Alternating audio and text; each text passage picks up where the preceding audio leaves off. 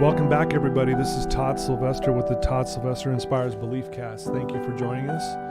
I would like to thank our sponsor, Veracity Networks, and my good friend Drew Peterson. Thank you for being so good to me.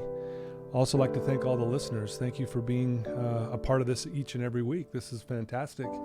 And I want to give Paul Cardall a shout out too. He's given me permission to use his music at the beginning and the ending of this podcast, and it really brings a good feeling in the room when I hear his music.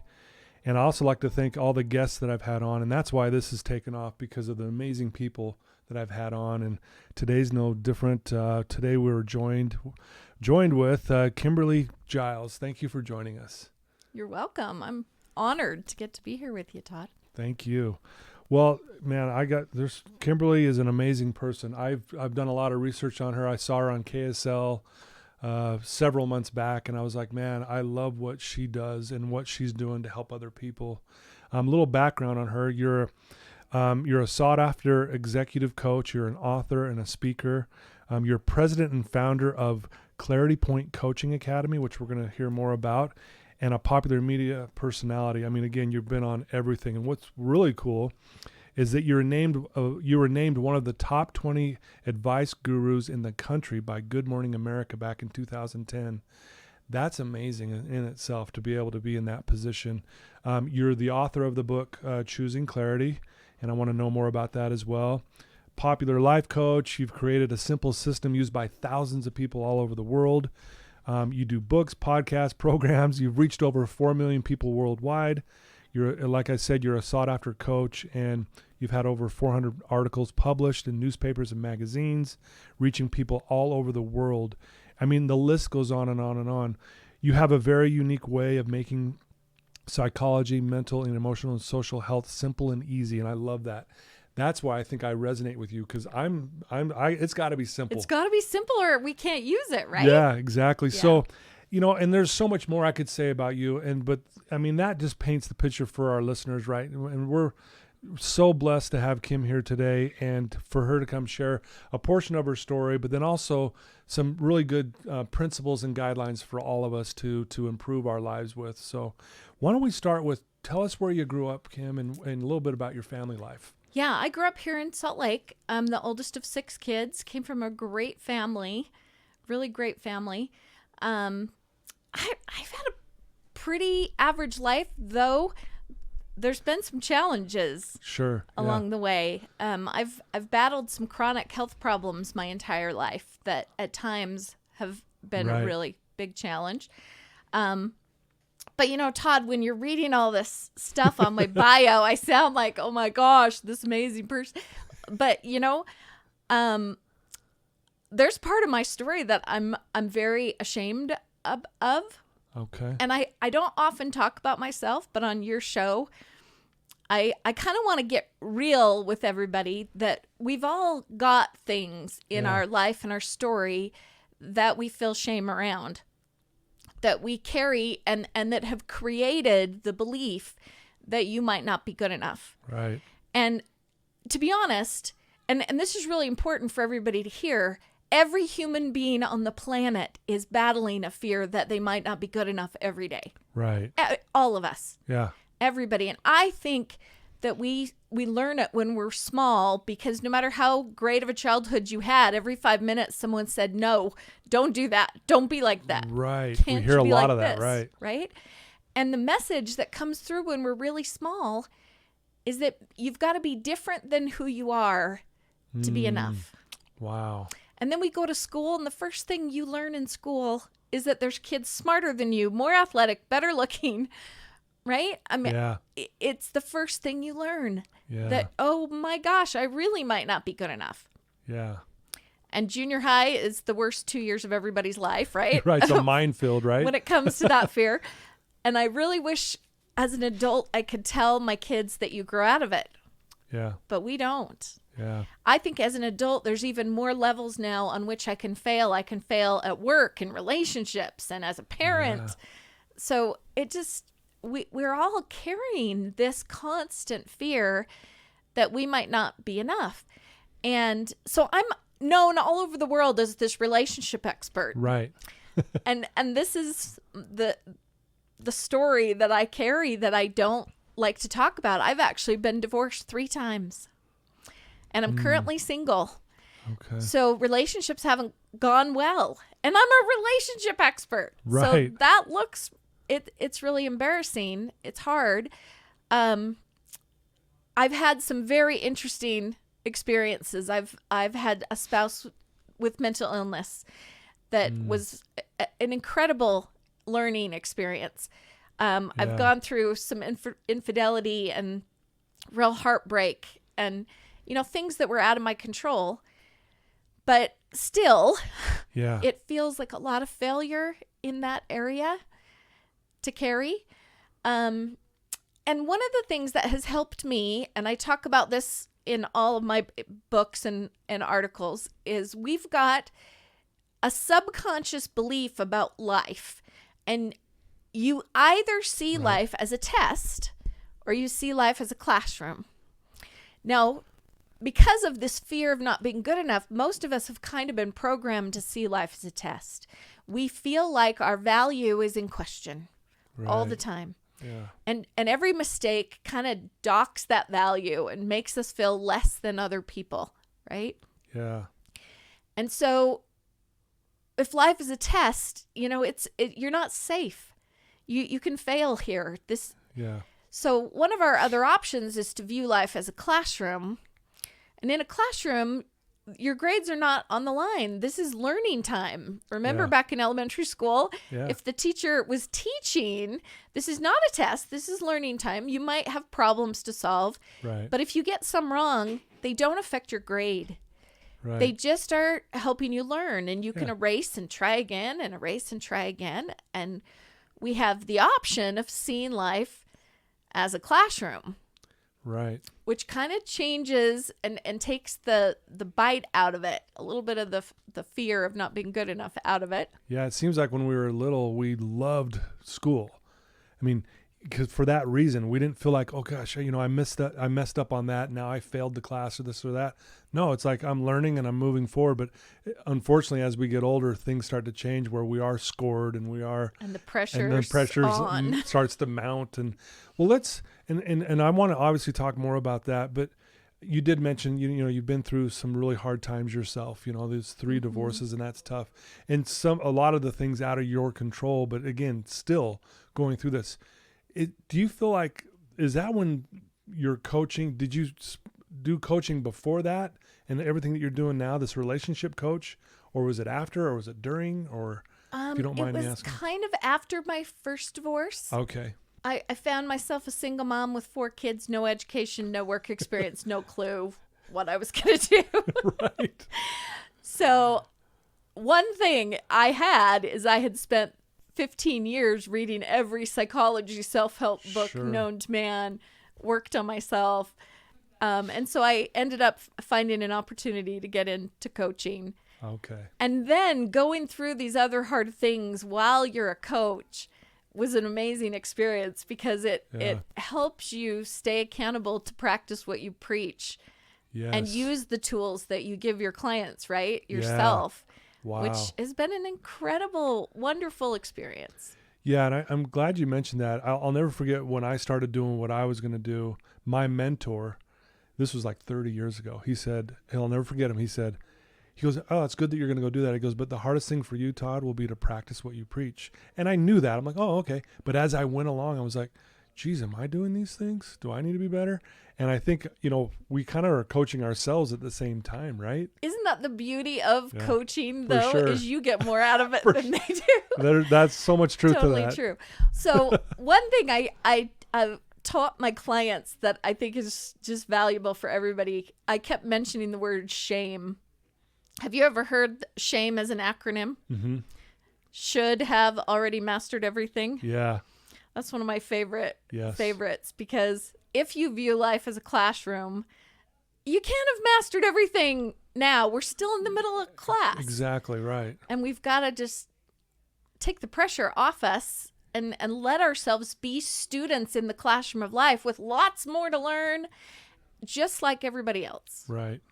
So you find yourself, you're coaching people to start to, believe in themselves and, obviously, because that's the number one thing that people are struggling with. I'm not good enough. How do you go about doing that? And at the same time, you're going through these big, huge challenges in your own life. Yeah. So talk about practicing what you preach. Not to put you on the spot here, but yeah, no. I have to tell you, the most recent one really pulled the rug out from under me, big time. Yeah. And having a spouse cheat and having infidelity in your relationship really triggers that fear that you're not good enough. Yeah. At a level I just had never experienced. I thought, boy, I've experienced a lot of really hard things, but this betrayal was a new level of having to dig in to what I teach. Wow. But I'd love to share with you some of the things that I've realized help people with their fear of not being good enough better than anything I've found in 50 years at this. Please do. Yeah, we would love to hear this. And I know our listeners will need this. Well, and I know you agree with me that this fear, this belief that I might not be good enough is the crux. It's the deep pain, the crux of the problem that all of us are facing. Mm-hmm. You agree? Totally agree. Okay. Yeah, because again, meeting with clients myself for 30 years, it is the number one limiting belief that people buy into. Okay. Yep. So I've made some interesting observations about it that I want to share with you. Please. So you mentioned that it's a belief, and it absolutely is. We literally believe that we're not enough. And that's a troublesome belief. Yeah. But there's actually another belief that I call a foundational belief that lies underneath it and creates the belief that you're not good enough. And I've realized it's the underlying belief that's the actual problem. Right. So you all, when I tell you what it is, you'll all go, oh yeah, okay, I do believe that. I hadn't really thought about it before, but it's true. So the foundational belief that's the real problem is the belief that human value can change. Yeah. And that's a simple idea, but you and I both believe that if we could just do better, lose weight, get in shape, make more money, be more successful, we could finally feel good about ourselves because our value will have gone up. Right. But we also believe every mistake, fall back, whatever, it takes away from our value. Fluctuating. You got it. Yeah. We believe that our value can fluctuate. Now, the thing is, if you believe that human value can fluctuate, you also have to believe that some humans have more value than others. Because they go together. Yeah, for sure. Right? They have to. So you think about all of the problems we're currently having on this planet. They are all based in this belief that some humans have more value than others. Absolutely. Every problem. I mean, it's like in our face right now. Right now. Yeah. Yeah. Okay, so, I mean, this is huge. This belief is not only creating all the problems on the planet, but as long as you believe that subconsciously, even if you're not, thinking about it, it's playing out in your subconscious programming every day. Yeah. And as long as you have that, no matter how hard you try to do better, to improve, to earn value, you're still going to find people out there that you will see as above you. Yeah. And you will always see yourself as not enough. So no matter how hard you try, you're still going to fail and feel like you're not good enough as long as you believe human value can change. Yeah. Where does that start with most of us? Is that just, again, when we're younger, we just start it just kind of happens, right? Again, starting with, can't do that, don't touch that, stay, all the no's in our lives, right? When we're younger. Yeah. I remember as a little kid, I spilled my orange juice at breakfast and it just tidal waved all over my dad. And he got really mad. And he's not a angry, abusive, bad dad. He was a great dad. Sure. But in that moment, he was late for work and now he's covered with orange juice. He kind of yelled at me. Right. And I can remember as a little kid thinking, I have to literally be perfect or they're not going to love me. And And these beliefs just kind of get set, you know, that there's standards and that your value is at risk. Yeah. So this is kind of where we are. We're stuck with this belief that human value can change. So what I realized years ago is that that's the belief that we have got to work on changing. Right. And it has got to be a daily practice that you are changing the way you determine the value of all human beings. For you, every human soul has the same exact intrinsic worth, and it does not change ever. Right. There is nothing you can do that will make you better than anyone else or have more value than any other human soul. And there's nothing you can do, no matter how many setbacks and mistakes or divorces you have, you're going to have less value than any other human being. Wow. You cannot change it if you want to. Right. We all have the same. Now, this is like when you really start playing with it, you're going to realize this is epic. This changes everything. But the key is that you're going to have to give up all judgment of other people. Right. Because what you can't do is say they're not good enough, but my value doesn't change. It doesn't work that way. Yeah. It has to be the same for everybody. Right. So you have got to let every person who drives you crazy and offends you and whose behavior you hate be good enough. You have to let them be a student in the classroom of life with lots more to learn, but with infinite unchanging value that none of their behavior can change. And let me tell you, that's where it gets hard. It's really hard when you have to apply it to everybody. But I want you to recognize something about other people. Other people in your world are serving as teachers in your classroom. Right. And the ones that you judge, the ones that drive you crazy, that you can't stand, they are the most important teachers in your life. Yeah. They are showing you the limits of your love because you're a very loving person and right up until you get to them. Right. And then it's out the window. Right? And that's the place where the work has got to be done. And what's really happening is you're seeing these bits of darkness in these people. Yeah. And you're deciding that those bits of darkness make them less worthy of love, of value, right? And as long as you will find any bit of darkness in any other human being, making them unworthy of love, you will also always see the bits of darkness in yourself as making you unworthy of love and value. They are tied together. Yeah. You cannot love your neighbor except for as you love yourself if you wanted to. They're connected. Yeah. So your biggest practice in life is to find those people that you can't stand and learn to love them.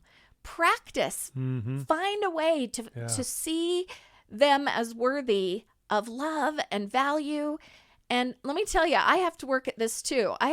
We all have certain people that bother us. Sure. Right? We all do. We do, yeah. And when I'm around one of those people, I just sit there and go, okay, God, help me feel your love for them. Help me to feel what you feel about them. Help me to love them, even in their darkness and their mistakes or whatever they do. Find love for them because I will never be able to really love myself until I can. Yeah. Well, until I can love them. Wow. Very well said. And I can feel your passion behind this. Oh, I know it works, Todd. Yeah. So I want to get into that. I mean, I think what's helped me personally just is if I can look at someone that bothers me and say, you know what, everyone's doing the best that they can. They're doing their best. I'm doing my best. And there's people I'm sure I bug, and that's helped me. But the way you put that in so succinctly, very well said. So just add that little piece to it that they have the same value as me, and our value can't change. Right. Because by adding that piece, you're creating this safety. Yeah. That we actually can't fail. You can't be not good enough. Because no matter what you do, you're going to have the same value as everybody else. Yeah, There's literally nothing at risk. Yeah. Now, in order for you to really change this, you need your children, your spouse, and the people in your life to speak this language and be on track with this with you. It needs to be the language in your house. Right. So that when somebody's in the kitchen and they drop a glass and it shatters all over the floor, the first thing someone says is, don't worry, that didn't change your value. Right. Every mistake. It's been fun with my children. You know, if they come home from school with an A on a test, I say, wow, interesting learning experience. What did you learn from this? And just remember that A doesn't change your value or make you more valuable than any other kid at school. Yeah. And if they come home with an F, you know what I say? Interesting experience. What did you learn from this? And just remember that F doesn't change your value. You still have the same value as ever, same exact words. Right. Either way. And it's real fun when the kids play sports. They come off the field all cocky because they won. Remind them they still have the same value as the kids on the other team. Right, for sure. And when they lose, remind them that didn't change their value. We want them just to get reinforced, this. Yeah. And a matter of fact, if you can get your kids to teach it to you, explain it to them and say, I want you to watch me. And every time I do something dumb and I'm beating myself up, I want you to remind me that I still have the same value. And the more the kids try to teach it to you, the more they get it. Right. And there's nothing more valuable you could give your kids than to know that their value is not on the line. Yeah, because life's a classroom. It's not a test. Yeah. You're safe. Yeah, it's beautiful. What would you say to someone who is struggling with that? I mean, you're talking about the whole here. What about the individual who right now is listening to your words going, well, I don't think I'm good enough. How do you break out of that? How do you help someone who's in that mindset get out of that? What would you say there? So, yeah, just hearing me tell you this today isn't going to magically just take the fear away. And I have to be honest with you. You will always have it still. I still do. I still have shame I'm telling you about over those things in my past. And I still have moments of when it is so deeply wired in our subconscious programming, it's going to keep showing up. Right. But what I'm giving you is the tool to fight it the second you notice that's where you are.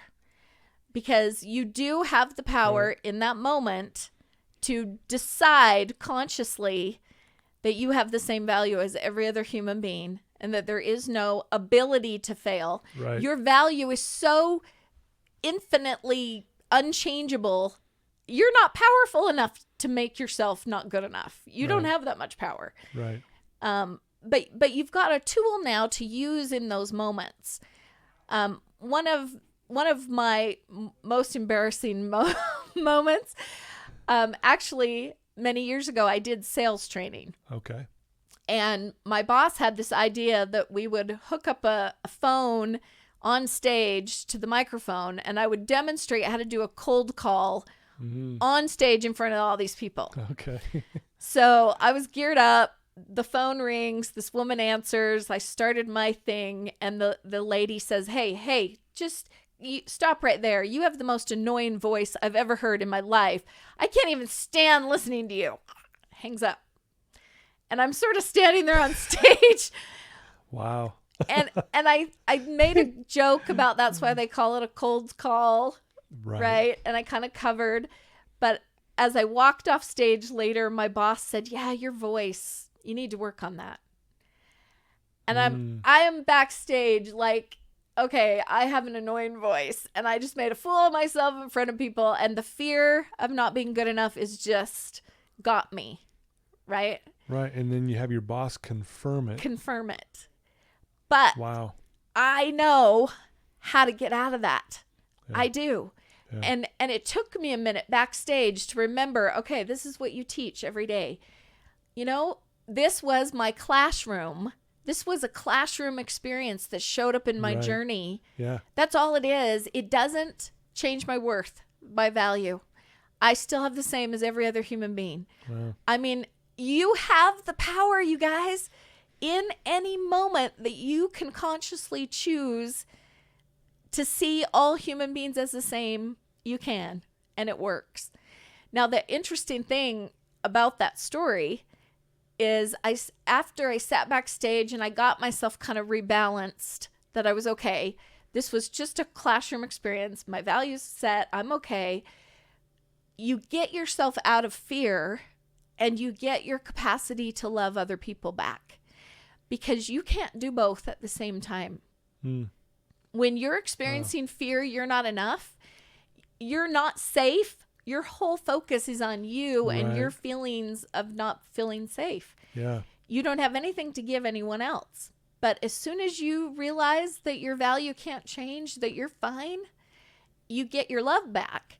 And so I was sitting backstage and I started thinking, you haven't had one single thought about that lady on the other end of that phone. You haven't cared, and you know better. You know that it's hurt people that behave like that, that say things like that. And so I decided to call her back, and she answered, and I'm like, this is the lady with the annoying voice. Please don't hang up. I only called you back because I just wanted to know if you're okay today. And she said, I'm actually having the worst day I've ever had. And I'm really sorry that I said that. That was very rude. Wow. And I said, would you like to talk about it? And she did. And I spent an hour and a half backstage on the phone with that. So this is person right after. Right after. Really? Now, I'm telling you the story because when we stay stuck in our fear that we're not enough, we stay stuck there and we can't show up for anyone. We got nothing to give. But the minute you know that you're safe, that you're not at risk, because your value can't change, you really do get the capacity to be the real you, to use your love and show up for other people. But love and fear are kind of, they're the antithesis of each other. They are, aren't they? That is amazing. And what an amazing story. Thanks for sharing that. That is powerful. I mean, I'm feeling it in my heart right now. Thank you. Like, that really is touching. I mean, for you to be vulnerable, because that took some vulnerability on your part to call her back even, but to show you that I actually care about you. That was powerful. And then obviously she opened up and you guys talked for an hour and a half. Yeah, actually, that's amazing. I've never told anybody, but years later, it's probably 10, 15 years later, I told that story in a speech on stage in front of a big audience, and a woman came up after and said, that was me. Really? That was me that you talked to that day. And now she's there. And I got to hug her, and it was no way. It was crazy that I eventually got to meet her. Well, and that's amazing. And what went through my mind right now is that had you not called her back and done that, she wouldn't have been in that audience, I don't think. I really believe that. I think because, again, she knew who you were at that point, and she knows she's going to go listen to this woman, you. I don't know. I just look at the blessings, the ripple effect of you being vulnerable. That's just, anyway, that is a really touching story. Well, I want to go back to your question about the individual out there that's really drowning in the fear. And this is the thing I can promise you, because I've been doing this for 20 years with people. A matter of fact, I have a client that I've been working with this last year who was in a really dark hole when we started. He happens to be gay, and had finally come out after 45 years. Oh, wow, yeah. And had been carrying this shame of not being good enough his whole life. So was really in a dark place. And it has taken some work at this. It takes a daily practice of choosing to make this your truth that you're going to focus on. And so on my websites, I have lots of free resources, podcasts, things people can read, books, so that you can reinforce it over and over and over, because that's what it will take to really change it. But I will promise you that if you will make it something that you focus on every day, and especially really doing that work to get out of judgment of other people, usually those of us that are in the darkest place with ourselves, you'll see an equal difficulty with other people. there'll be a lot of people that you will feel in judgment of. Right. Yeah, that's powerful. Because they're mirroring back the way you feel about yourself. Your inability to love yourself prevents you from loving them. And man, so that's just amazing. keep working on that. Yeah. Just look at the people that are showing you the limits of your love, both for them and for yourself. Right. And recognize that that's the practice. That's to awesome. love those people. That's beautiful. So what does your day look like then? Like, what do you do? Tell us a little bit about what does your day look like? A day in my life? Yeah, like, I mean, obviously outside of your speaking and podcasts and books and all that stuff, put that aside for a second. What do you do? Tell us about your day. Well, I exercise almost every day. I do some meditation every day. Mm-hmm. I'm a big believer in meditation. Great, yeah. I many years ago got to do the 10-day Vipassana meditation training. Have you ever heard of that? I've heard of it, but I don't know much about it. It's an incredible experience, mostly because you can't speak for 10 days. Oh, yeah. Wow. And the things you learn when you shut up for 10 days. 10 solid days. Without speaking a word. Wow. Yeah, just interesting. So tell us about that, though. What were some of the takeaways for you? I mean, I want to know because that sounds amazing. Yeah, I know one of the things I noticed is 90% of the things I wanted to say, but I couldn't, were things to manage other people's perception of me. Like explain what I was doing or the way I was behaving or apologize for this or that. And I realized when you take that out and you stop trying to manage what other people think, you actually find your love again.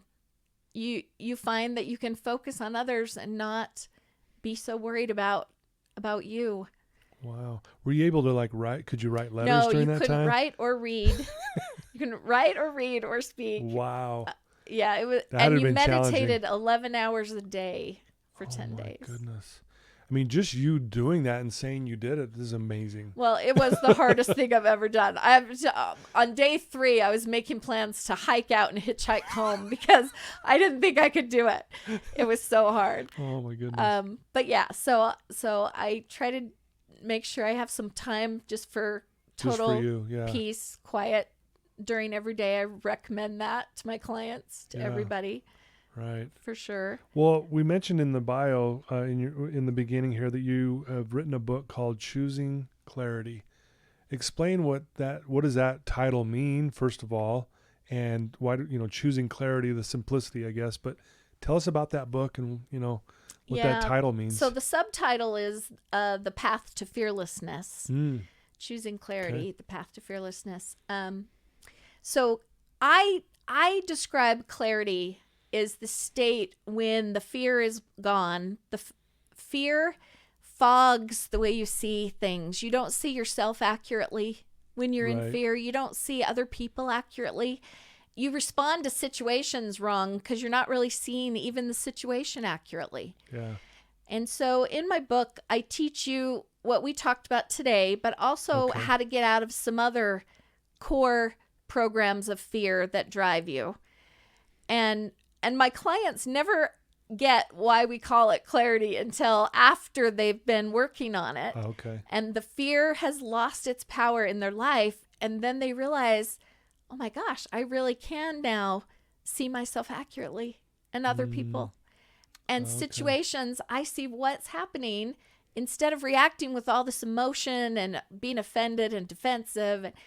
Oh my gosh, I just see that everybody's reacting because they're scared. And it's usually not about me. Right. And oh my gosh, you just have clarity. So yeah, the book is on Amazon if anybody's interested in it. I hear a lot of good things about it from people. I'm sure it's fantastic. And I love the clarity piece. Where my head goes without hearing the explanation is like just the seeing things exactly how they really are. Mm-hmm. And I love what you said, because when we're living in that fear-based, I guess, mindset, for lack of a better way of saying it, is we don't see ourselves exactly who we really are as well. So that clarity starts to come into when we start loving and seeing people and the value in others and as you say very well. That's beautiful. I love it. So I have one other book and program that I'd love to just mention. Please share. Please. And you'll like the story behind it. So about 4 years ago, I got asked to speak at a women's economic forum in Delhi, India. Oh, wow. So I got to go spend a month in India. Really an amazing time. Yeah. But I ran into this woman from Australia in an elevator in Delhi.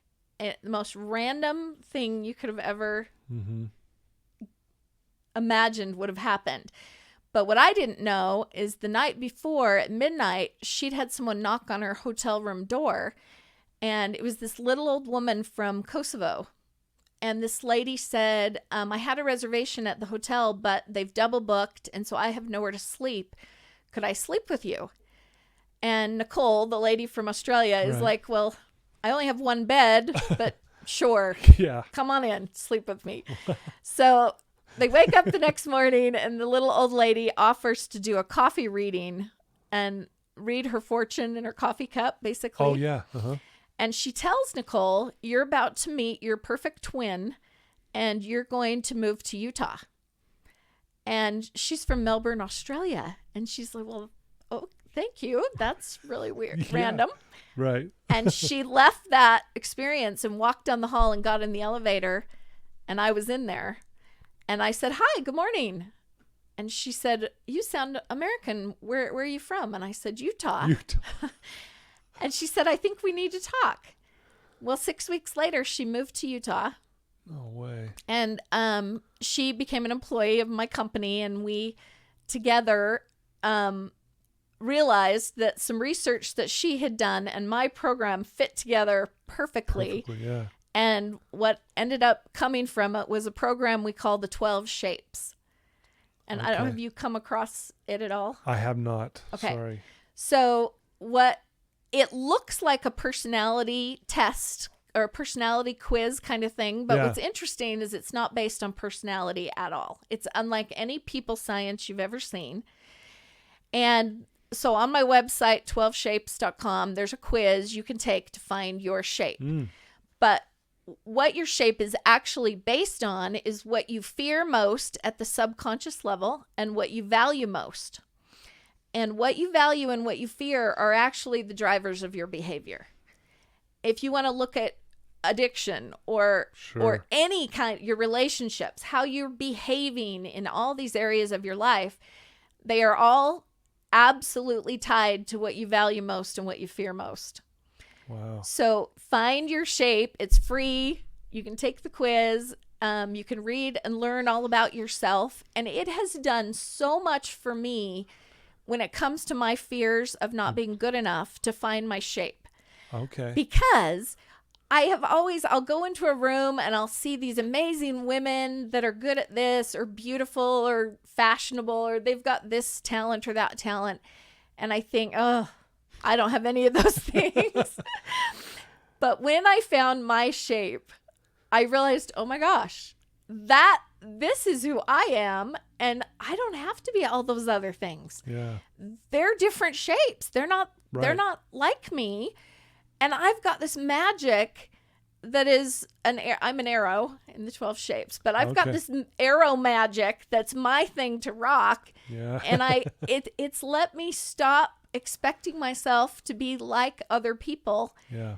And really just let me own me. Right. And even more powerful, you want to get your friends and family members to take the quiz because on the app you can learn how to get along.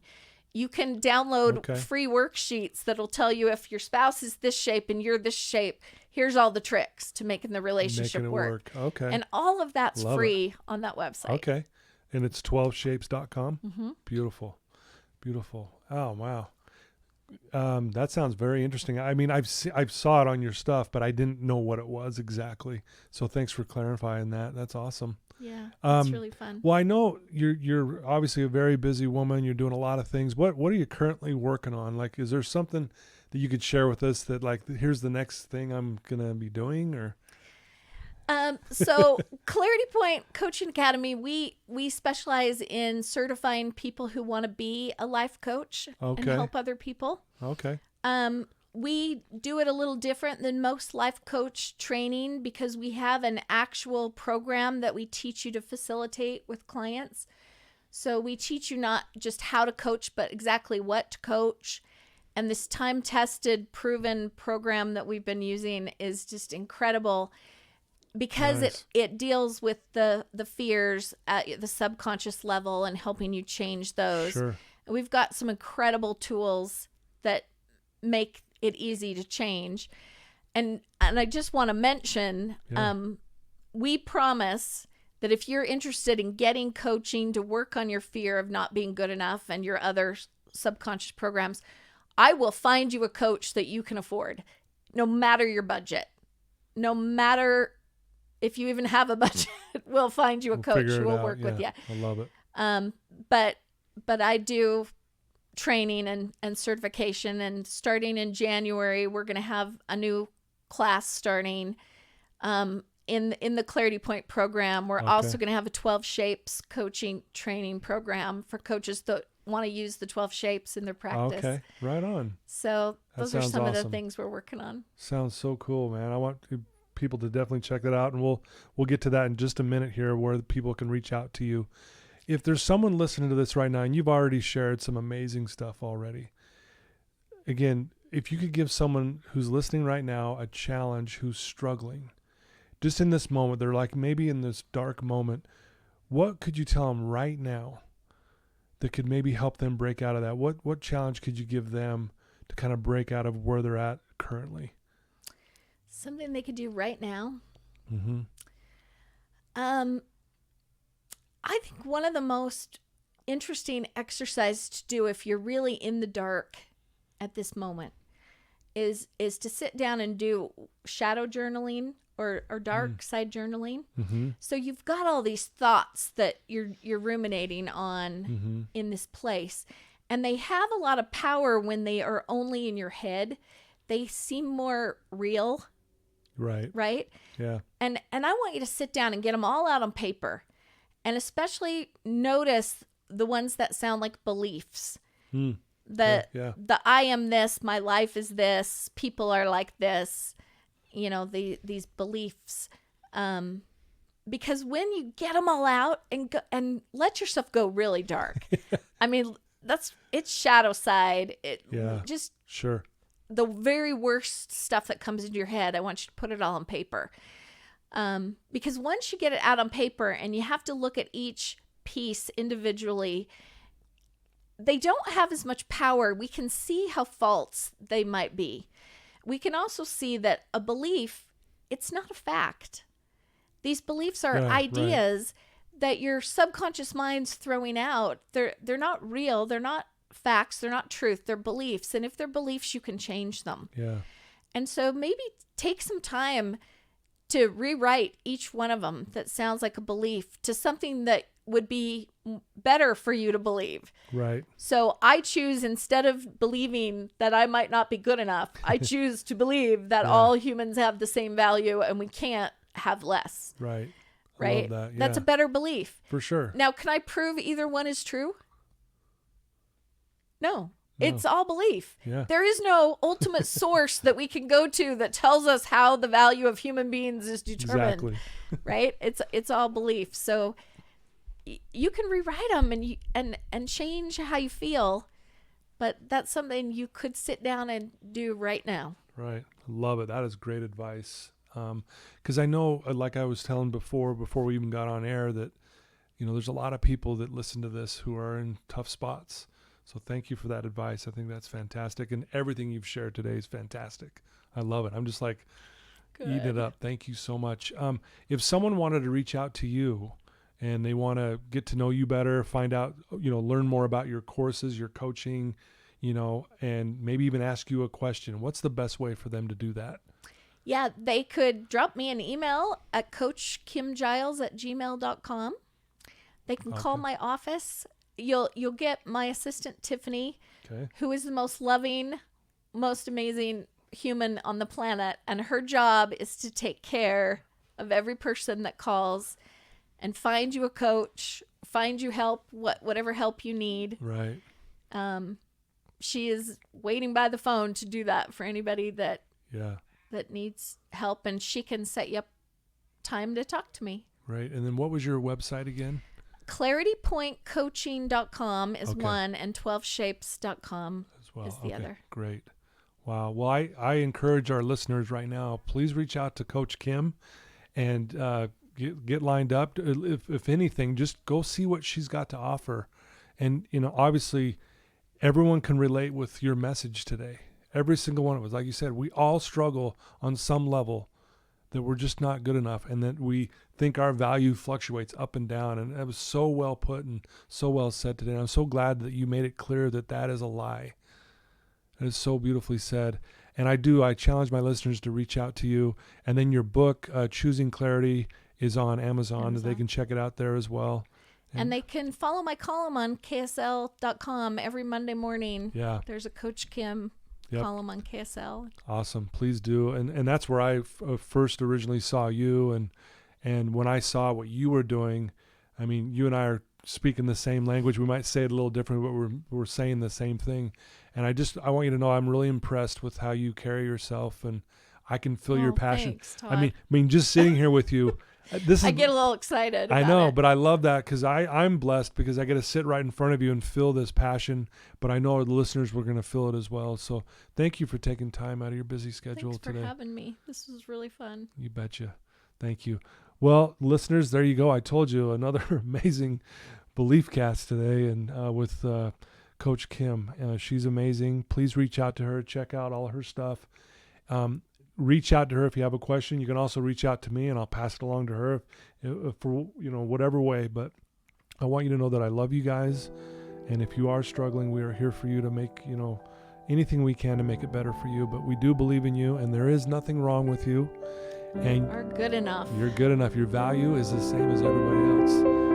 Either we're all special or there's no one special, right? So Kim, thank you so much. That was amazing. Thank you.